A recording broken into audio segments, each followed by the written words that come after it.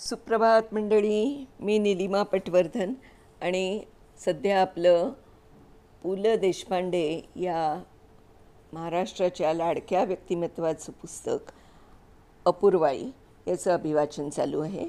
त्यातला पुढचा भाग वाचून दाखवते आहे, तर सुरू करते. इंटरनॅशनल एअरलाईन्सच्या त्या गुळगुळीत आणि चकचकीत कचेरीत लंडनचं तिकीट काढायला जाताना माझी अवस्था पुन्हा एकदा तशीच झाली. त्यातून मी त्या दिवशी मुंबईत भयंकर उकडत असल्यामुळे लेंगा आणि मलमली सदरा घालून त्या कचेरीत गेलो होतो. त्यामुळे त्या अद्ययावत वातावरणात मी अगदीच विदाऊट तिकीट माणसासारखा माझा मलाच वाटायला लागलो. इव्ज विकली अगर तत्सम मासिकात आढळणाऱ्या बायकांशी एकूण आपल्याला बोला चालायचे प्रसंग कमीच येतात. त्यातून टूथपेस्टच्या जाहिरातीसारखे त्यांचे ते स्मितहास्य, अभ्यासपूर्ण सहजतेने साधणारी त्यांची पदराची चालढकल, मंद सुगंधाचा दरवळ, त्याला साथ देणारी रंगीत पार्श्वभूमी, ते भलतेच लाघवी अगत्य, या साऱ्या प्रकारात माझा तिकीट काढून का होऊ देईना हा प्रश्न तसाच राहिला. वास्तविक माझं तिकीट आधीच काढलेलं होतं. मला फक्त ते त्यांच्याकडून आणायचं होतं. परंतु ते हस्तगत होण्यापूर्वी इतर काही दिव्यातून पार पडावं लागतं. ती दिव्य मी आणि ही गेला महिनाभर करत होतो. इंग्लंडला जायला कोणती इंजेक्शनं घ्यावी लागतात या प्रश्नाला फक्त दमा, रक्तक्षय आणि बाळंतरोग याखेरीज बहुतेक सगळ्या रोगांची नावं मला सांगितली गेली. देवी, कॉलरा, टायफॉईड, पिवळा ताप, प्लेग, मलेरिया, कांजिण्या, गोवर, निमोनिया, संधिवात, ब्लड प्रेशर, मधुमेह, ज्याला जे सुचेल ते तो सुचवित होता. याविषयी अनेक मतभेद होते. काहींच्या मते फक्त देवीवर भागेल, तर काही जण त्याच्या जोडीला कॉलरा आणि टायफॉईड घालत होते. पिवळ्या तापावर फारच दुमत होते. पिवळा ताप फक्त अमेरिकेला जायला अडवतो असं त्यांचं म्हणणं. काहींच्या मते प्रवासासाठी जरी या लसी टोचून घेणं आवश्यक असलं तरी इतक्या दूर देशी जातात, एकदा चेकअप करून घ्या. वास्तविक मला सरकारी कारणासाठी सर्जन जनरलचे सर्टिफिकेट घ्यावे लागले होतेच. ते वातावरण पाहून तर मला दिवाकरांच्या कारकुनातल्या वातावरणाची आठवण झाली होती. परंतु लस टोचवून घेणं हे स्वतंत्र प्रकरण होतं. देवीवर सर्वांचं एकमत झालं तेव्हा त्या मोहिमेवर निघालो. ही व्यवस्था मुंबई म्युनिसिपालिटीची असल्यामुळे मनात भीती होतीच. कारण म्युनिसिपालिटीच्या हातात काम गेलं की वेळेवर होणं कर्मकठीण.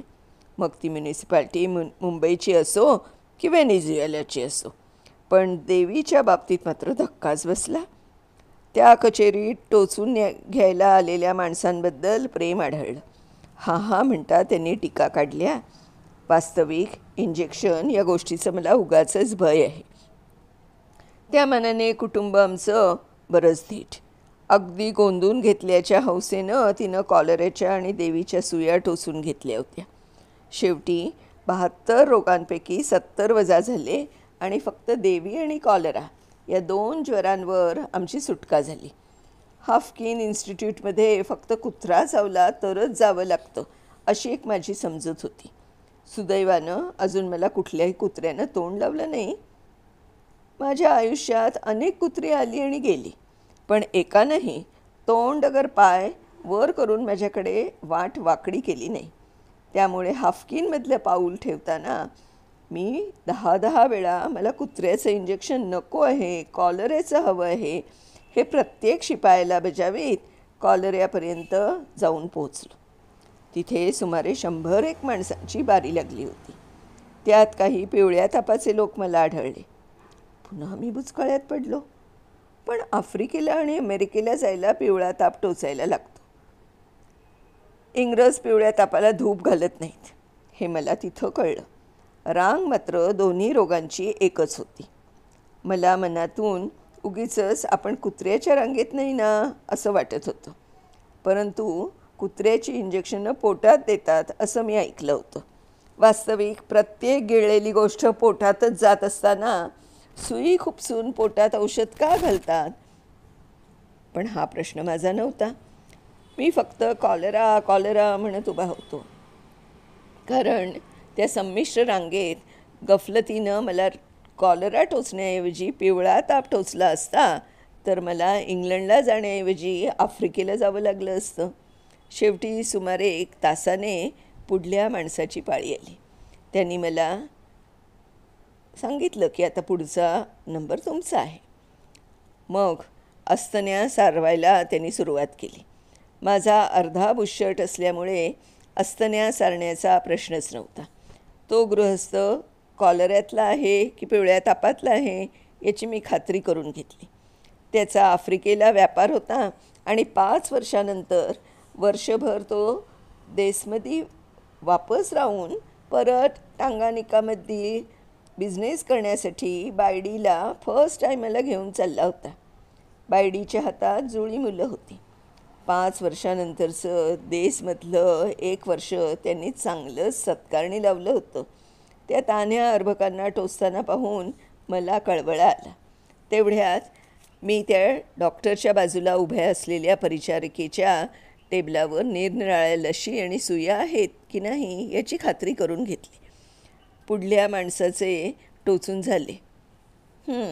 कुठे जाणार? डॉक्टरनं म्हटलं. कॉलऱ्याला. मी इंग्लंडला. पासपोर्ट. या सगळ्या गडबडीत मी पासपोर्ट न्यायला विसरलो होतो.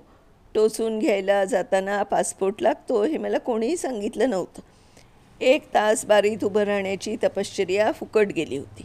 दुसऱ्या दिवशी पुन्हा एकदा तीच तपश्चर्या करून मी दंडातून नमुन्यापुरता कॉलरा घुसवला. वास्तविक परदेशी जाताना पासपोर्ट, विजा वगैरे प्रकरणं भलतीच अवघड जातात. 2 वर्षापूर्वी मी परदेशी जाण्यासाठी निघणार होतो आणि माझा पासपोर्ट तयार होता. मला एकच गोष्ट भेडसावत होती. त्यावरील जो माझा फोटो होता तो माझाच काय, पण घानाचे डॉक्टर निक्रुमा, शास्त्रमीड, जो किंवा चष्मा लावलेल्या नासरच्याही पासपोर्टवर कदाचित चालला असता. 2 वर्षात माझ्या चेहऱ्यात इतका फरक पडला की पासपोर्टचा फोटो काढणारे तज्ज्ञ फोटोग्राफर तो फोटो अडल्या नडल्या कोणालाही चालेल असाच काढतात हे मला कोडं आहे. पोलीस स्टेशनवर वॉन्टेड लोकांचे फोटो जसे असतात तशा प्रकारचा माझा तो फोटो आहे. आणि माझ्या पत्नीचा फोटो म्हटलं तर देविका राणी आणि म्हटलं तर सरोजिनी नायडू असा कसाही दिसू शकेल असं मला वाटतं. शिवाय त्यावरील सही हा दुसरा त्रासदायक भाग होता. माझी सही जवळजवळ रोज निराळी येते. त्यामुळे 2 वर्षापूर्वी केलेल्या सहीसारखी सही वेळप्रसंगी मला काढता येईल की नाही याची मला खात्री देता येत नव्हती. आजवर मी या सहीतून कधीही सही सलामत सुटलो नाही. माझे बँकेचे व्यवहार केवळ अत्यंत माफक असल्यामुळे खिडकी पलीकडच्या रामभाऊ जनुभाऊंच्या भलाईवर पार पडलेत. महाराष्ट्र बँकेच्या फार पलीकडे बघायचं नाही यामागलं धोरण मराठीपणाचा अभिमान हे नसून मंडळी आपल्याला ओळखतात, सहीत फरक पडला तरी चेक फारसा अडवत नाहीत हे आहे. वर्षानुवर्ष एकसारखी सही करणाऱ्या मंडळींबद्दल मला आदर आहे. आजवर ज्याप्रमाणे एकाच प्रकारची नोकरी घडली नाही त्याप्रमाणे एकाच प्रकारची सहीही माझ्या हातून झाली नाही. फोटो आणि सही या माझ्या पासपोर्टवरील दोन्ही गोष्टी प्रसंगी माझ्या विरुद्ध जाणाऱ्या होत्या आणि अखेरपर्यंत त्याची धाकधूक मनाला राहणार होती. मंडळी, मजा येते ना ऐकायला? तर आता ह्याच्या पुढचं जे वाचन आहे ते आपण उद्या करणार आहोत. तोपर्यंत नमस्कार.